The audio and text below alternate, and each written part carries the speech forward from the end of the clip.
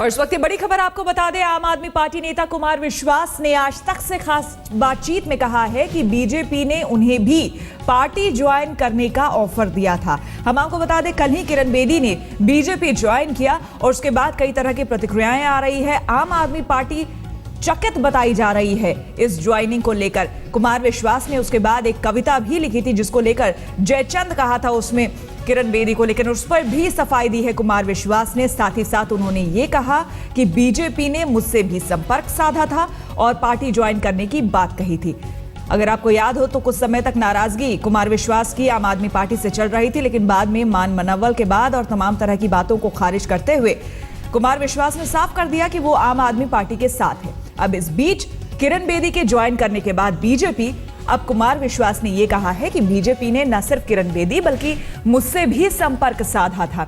हालांकि अगर आपको याद हो, पिछले दिनों कई बातें उभर कर सामने आई थी जिसमें बीजेपी नेता का नाम उन्होंने लिया था और कहा था कि वो खुद घर आए थे मेरे और बातचीत की थी और कहा था कि सीएम उम्मीदवार भी आपको बना सकते हैं, आप आ जाइए हमारे साथ।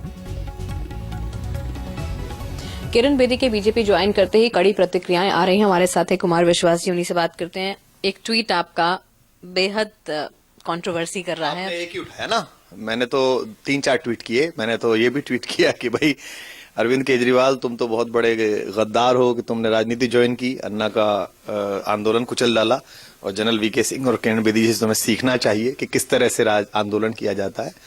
और मैंने ये भी पूछा कि किरण जी ने जो सवाल उठाए थे, अब दरअसल क्या है कि किरण जी हमारी घर की परिवार की हैं, लेकिन अब हम तुमसे सवाल ट्वीट से ही पूछ सकते हैं क्योंकि उन्होंने तो ट्विटर पर भी अरविंद को भी, मुझको भी और सबको ब्लॉक कर रखा है। वो कहती हैं दिल्ली के सवाल हल करेंगे, लेकिन दिल्ली की राजनीति में जो लोग साथ काम कर रहे हैं, दूसरी पार्टियों में काम कर रहे हैं, कम से कम उनके संवाद का रास्ता तो खोल के रखिएगा। तो मैं सबसे पहले तो भारतीय जनता पार्टी को इस बात की धन्यवाद और शुभकामनाएं देता हूं कि उन्होंने सार्वजनिक रूप से स्वीकार किया कि उनकी पूरी पार्टी में एक चेहरा ऐसा नहीं है जो अरविंद केजरीवाल के सामने लड़ा सके। अभी भी मैं भाजपा प्रदेश अध्यक्ष का बयान सुनना था, उन्होंने कहा कि पोस्टर्स अब लगाएं किरण बेदी के। हम जब बचपन में थे और हमें कोई गली मोहल्ले में कोई बड़ा लड़का तंग करता था, उसमें शक्ति ज्यादा होती थी, बल ज्यादा होता था, तो हम अपने घर परिवार के किसी बड़े भाई को बुला के लाते थे और कहते थे अब बोल भाई, अब क्या कहना है। यानी मान रहे हैं आपके बल ज्यादा है और बीजेपी को बल मिल गया है। निश्चित रूप से भारतीय जनता पार्टी के पास एक चेहरा ऐसा नहीं है। भाजपा जानती थी कि जगदीश मुखी का चेहरा लगाकर, विजय गोयल, विजेंद्र गुप्ता जी, किसी का भी चेहरा लगाकर वो अरविंद केजरीवाल की ईमानदारी और उसकी मेहनत और उसके कैरियर का मुकाबला नहीं कर सकते, इसलिए उन्हें आयात करना पड़ा। वो शाजिया के पास गए, मुझसे भी अप्रोच किया गया, किरण बेदी के पीछे भी वो उतने दिन तक रहे और उन्हें समझौता करना पड़ा, आयात करना पड़ा। तो पार्टी चेहरा तो आयात कर लेगी, पार्टी लोग तो ले आएगी, लेकिन जो सवाल पार्टी के हैं, क्योंकि किरण जी का मैं ट्वीट अभी देख रहा था, किरण जी ने कहा कि जो पार्टियां अपने चंदे का हिसाब ना देती हूं उन पार्टियों को वोट करना देश के साथ गद्दारी है। तो क्या भाजपा ने अपने 85% चंदे का हिसाब दे दिया? जयचंद क्यों कहा आप?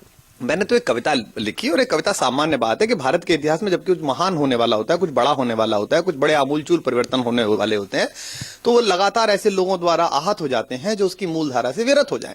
जैसे मुझे याद है कि हम अन्ना हजारे के अनशन में जब गए थे, आखिरी अनशन में जो जोगपाल बन रहा था, तो वीके सिंह जी ने बहुत डांट डांट के मंच से कहा था कि ये लोग बिक गए हैं, राजनीति में चले गए, इनको एमएलए बनना है।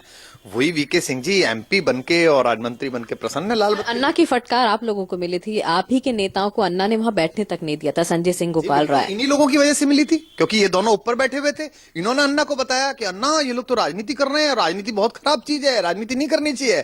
तब हमें थोड़ी पता था कि ये दोनों इस काम के लिए आए हैं कि किसी प्रकार से आंदोलन। देखिए, मेरा जैसे आदमी का, सामान्य कुमार विश्वास होने का एकमात्र काम है, 4 साल पहले मैं अपना काम धंधा छोड़कर जिस रामलीला के मंच पर खड़ा हुआ था वो कहां गया? वो लोकपाल।